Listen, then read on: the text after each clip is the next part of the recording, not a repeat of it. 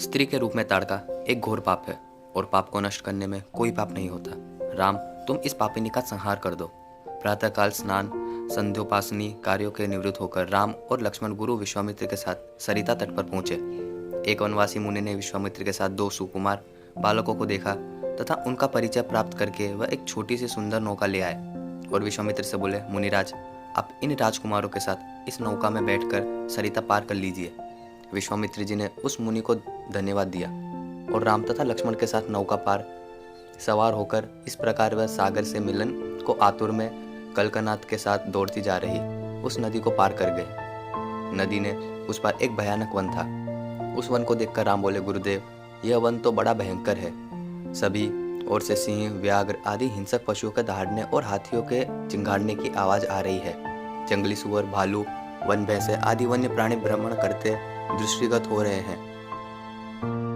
वृक्षों की सघनता के कारण सूर्य का प्रकाश वन के भीतर घुसने का साहस नहीं कर पा रहा है और इसी कारणवश चारों ओर अंधकार हो रहा है।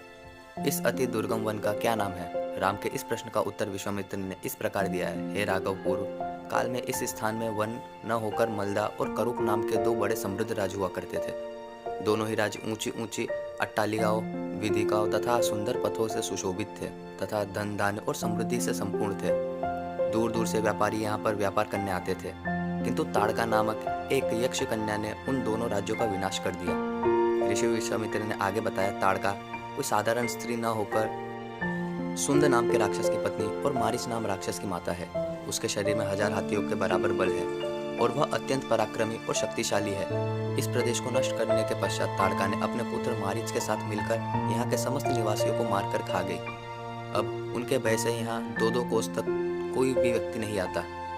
भूलवश यदि कोई यहाँ आ भी जाए तो जीवित नहीं लौट पाता। उसी ताड़का का संहार करने के लिए मैं तुम्हें यहाँ लाया हूँ। राम ने आश्चर्य से पूछा, गुरुदेव, स्त्रियां तो कोमल और दुर्बल होती है, फिर ताड़का में 1000 हाथियों का बल कैसे आ गया?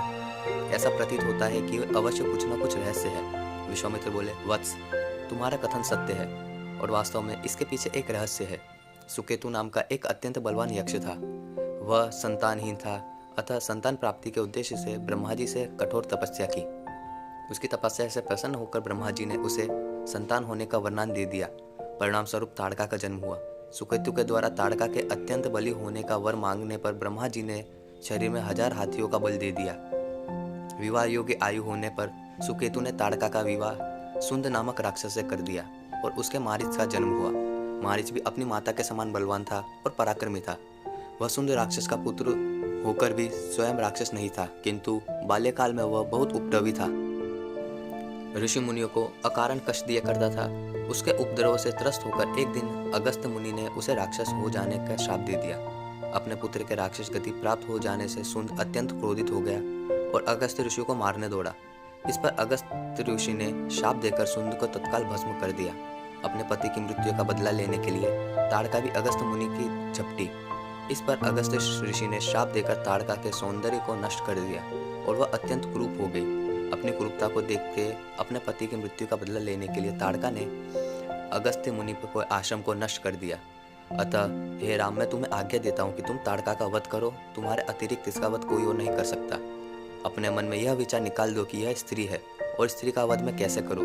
स्त्री के रूप में यह एक घोर पाप है और पाप को नष्ट करने में कोई पाप नहीं होता। समस्त संशय को त्याग कर मेरी आज्ञा से तुम इस पापिनी का संहार कर दो। राम ने कहा, गुरुदेव, आपकी आज्ञा मुझे शिरोधार्य है। समस्त मानवों के कल्याण के लिए मैं अवश्य ताड़का का वध करूंगा। इतना कहकर राम ने अपने धनुष पर बाण रखकर उसकी प्रत्यंचा को कान तक खींचकर भयंकर टंकार किया।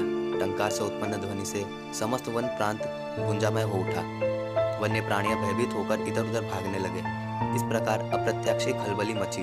देखकर ताड़का क्रोध से भर उठी। धनुष ताने राम को देखते ही इस विचार से कि कोई अपरिचित कुमार उसके साम्राज्य पर आधिपत्य करना चाहता है, वह क्रोध से पागल हो गई। राम पर आक्रमण करने के लिए वह तीव्र गति से उन पर झपटी। ताड़का को अपनी ओर आते देखकर राम ने लक्ष्मण से कहा, सौमित्र, ताड़ के वृक्ष जैसी विशाल और विकराल मुख वाली इस राक्षसी का शरीर कितना कुरूप है। इसकी मुख मुद्रा देखकर प्रतीत होता है कि यह बड़ी हिंसक है और निरीह प्राणियों की हत्या करके उनका रक्तपान करने में से बहुत आनंद आता है। तुम एक तरफ सावधान होकर खड़े हो जाओ और देखो कि कैसे मैं अभी इसे यमलोक भेजता हूँ।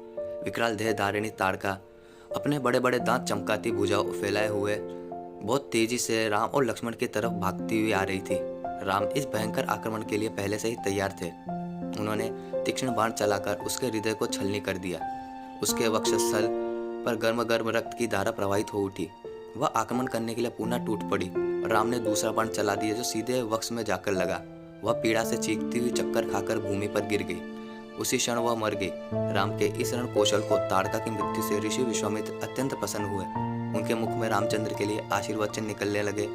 गुरु के आज्ञा से वो वहीं पर सभी के रात्रि व्यतीत किया। प्रातःकाल उन्होंने देखा कि ताड़का के आतंक से मुक्ति पा जाने के कारण उस वन में भयंकरता और विकरालता समाप्त हो चुकी है। कुछ समय तक उस वन की शोभा निहारने के उपरांत स्नान पूजन से निवृत्त होकर महर्षि विश्वामित्र के आश्रम की ओर चल पड़े। नेक्स्ट पार्ट सुनने के लिए वीडियो को लाइक करें, चैनल को सब्सक्राइब करें।